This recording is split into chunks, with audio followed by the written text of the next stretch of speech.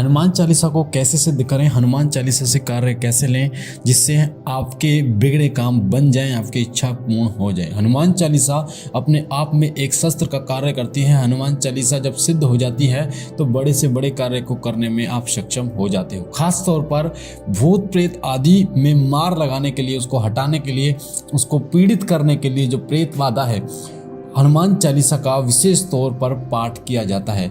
जब आपकी हनुमान चालीसा सिद्ध हो जाती है तो उस समय पर अगर कोई प्रेत हाजिर नहीं हो रहा किसी व्यक्ति के ऊपर, तो आप हनुमान चालीसा तेज तेज पढ़ना जब शुरू कर देते हैं तो वो जो प्रेत है वो हाजिर हो जाता है और उसमें वज्र के समान जो कीले हैं, वज्र के समान जो हनुमान जी के दूत हैं, वो उसमें मार लगाना शुरू कर देते हैं। और जब तक मार लगाते रहते हैं, जब तक आप पाठ करते रहते हैं, जब तक वो मार लगाते हैं तब तक वो शक्तिहीन नहीं हो जाता और उस शरीर को छोड़ नहीं देता।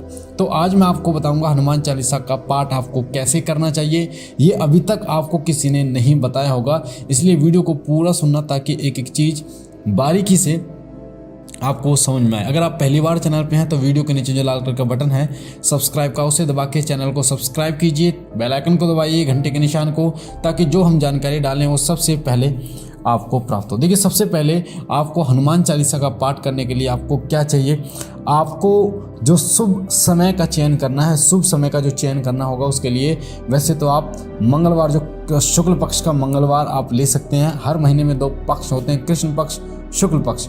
तो शुक्ल पक्ष का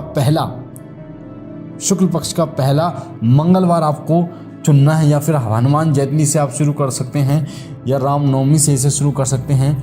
आपको लाल आसन, 1.25 मीटर कपड़ा लाल आसन का आपको हनुमान जी को देना है। उसके ऊपर राम दरबार या हनुमान जी की एक फ़ोटो स्थापित करनी है।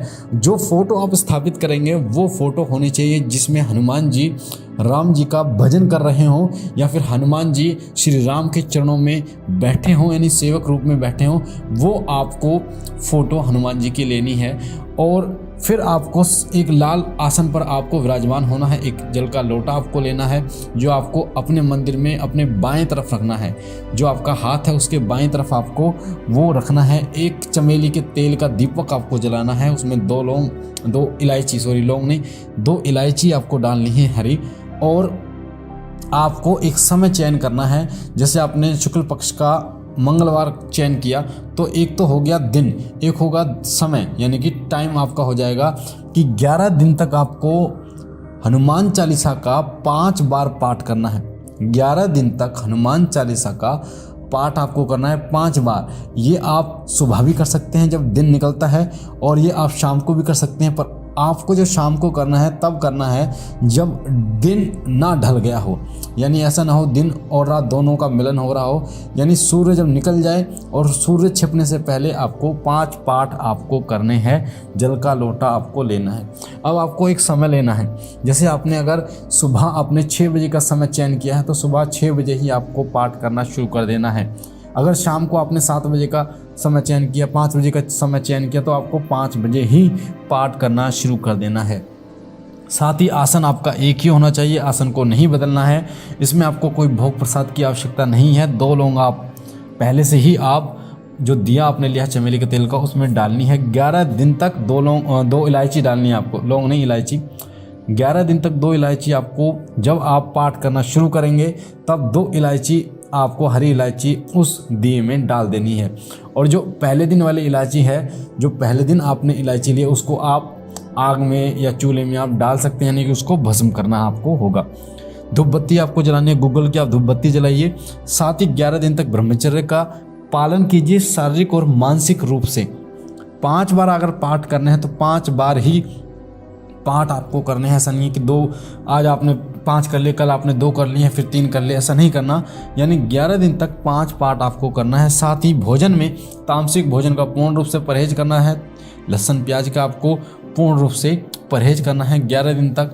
और कोशिश करना कि आप स्वयं जो भोजन बना रहे हैं आपके घर में बन रहा, आप स्वयं उस भोजन को बनाकर आप ग्रहण करें 11 दिन तक, सबसे उत्तम रहेगा।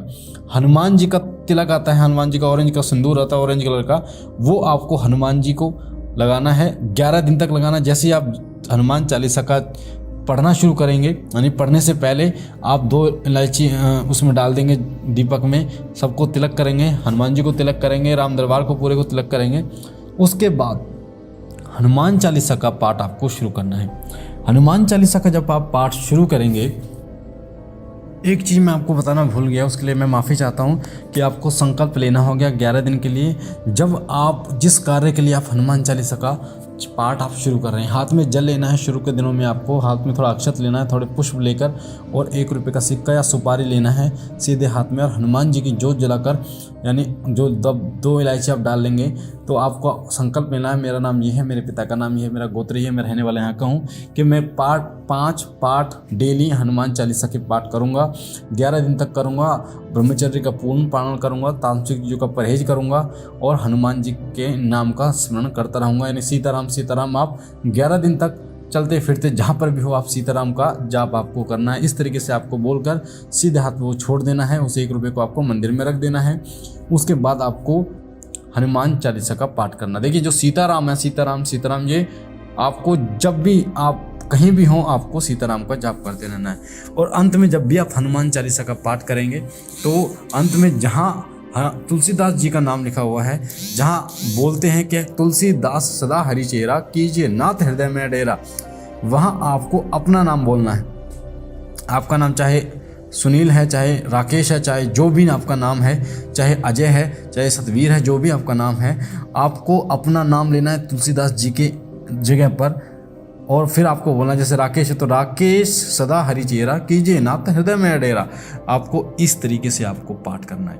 और जब ये पाठ आप करेंगे तो जो जल का लोटा है, उस जल के लोटे को आप अपने पूरे घर में छिड़केंगे और उसको स्वयं भी ग्रहण करेंगे। आप उसमें इतना जल लेना जो पूरे घर में उसका छिड़काव हो जाए अच्छे तरीके से, और आप खुद भी उसको ग्रहण करें। हो सके तो उसको आप अपने ऊपर भी छिड़काव करें और उससे स्नान भी करें पानी मिलाकर। तो आप देखेंगे 11 दिन में पहली बात तो आपको अनुभव होने शुरू हो जाएंगे, 5-7 दिन में आपको अनुभव होने शुरू हो जाएंगे। हनुमान जी के जो आपको स्वप्न के माध्यम से दिखाई देंगे, हनुमान जी आपको श्री राम के चरणों में दिखाई देंगे। आपको जो जिस फोटो यानी जो तस्वीर आपने रख रखी है अपने मंदिर में वो आपको दिखाई देगी। साथ ही बंदर आपको दिखाई देंगे।